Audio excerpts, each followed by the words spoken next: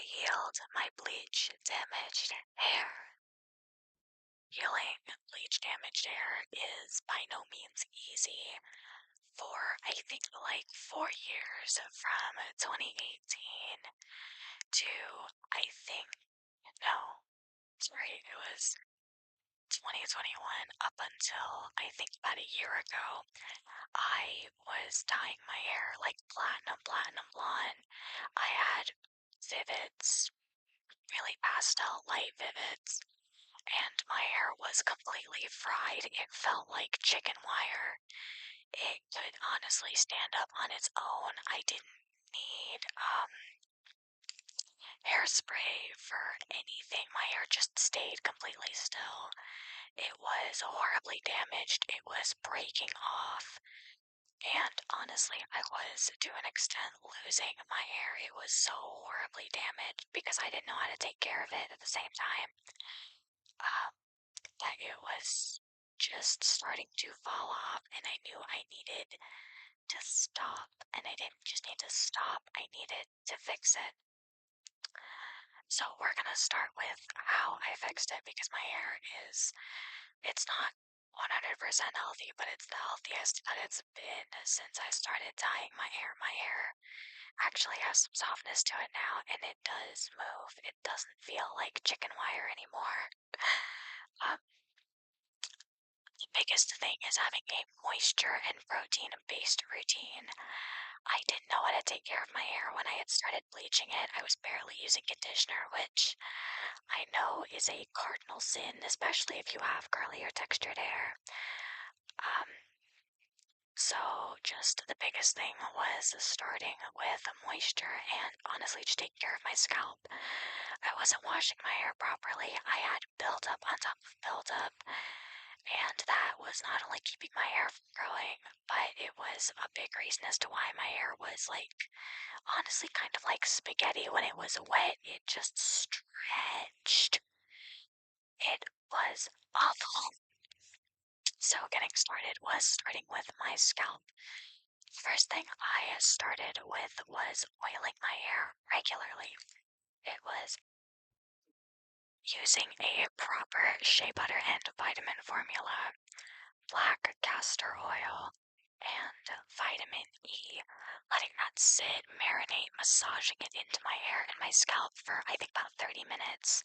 Like I mentioned previously, 2 to 3 times a week. And then after that was proper washing. You can't just put shampoo on your hair, give it little sudsy suds, and wash it out. You can't just whoosh, whoosh, whoosh in your hair. That's not gonna work. You can't do that. I started using a proper scalp scaling shampoo. Obviously, this is in no way sponsored. I don't have that kind of audience, but I love this one from Aromatica. The Rosemary Scalp Scaling Shampoo has been instrumental in treating my dandruff. My scalp was inflamed and flaking, and it was driving me crazy. I don't have it with me, but I do also use a scalp scrub with this product specifically. After using the scaling shampoo on my scalp, I use a regular curly hair shampoo on the lengths of my hair. This on the lengths of my hair would honestly just be too drying. I have made that mistake, it's the only reason I know. But a proper moisture shampoo for the lengths of your hair is so important. Another important thing with healing your breakage and your bleach damage fried hair is knowing how to layer your products. You want to use protein or bond treatments. There is, oh goodness, if I can find the label. There is this protein treatment from Heritage that I have been using a lot recently. It's almost empty like that. Almost completely gone. Or this biotin mask that I got from Pure Zero. I love a vegan hair mask because my allergies. So I love a good biotin protein hair mask that is vegan. We love to see it. After that is proper conditioning. For a while I was using the Shea Moisture products, but I can't remember the reason I stopped. I think they were too heavy for my hair, if I remember correctly. So I did switch to Maui Moisture, um, using a proper conditioner, not just rinsing it out right away. You want to work with it, work it through your hair, let it froth up a little bit, and leave it in. You don't just want to put it in, rub it through, and then wash it out right away. You can just with your conditioner. You can't. Work it through, let it sit for me, I like to let it sit about 10 minutes. I'll brush my teeth usually while I'm conditioning my hair. Um, but after that, and I'll rinse it out with warm water or hot or warm water. I don't like cold water for the scalp. Not any particular reason, I just don't like it. Your hair, you taking care of your hair is super important. You can't just use your regular conditioner. You need to use a leave-in conditioner with it. They work together. Using one without the other just doesn't work as well, if at all. You need both. They work together. They are best friends. They work with you. Use conditioner and leave-in conditioner. I use this hyaluronic acid one from Elvive. I'm on my second bottle. I love it. I've talked about it before. It's great. As well as applying your leave-in conditioner, making sure that you're taking care of your scalp outside of the shower and not just properly washing it is important. I use this scalp therapy serum from Dove. This is my third bottle. As you can see, I like it a lot.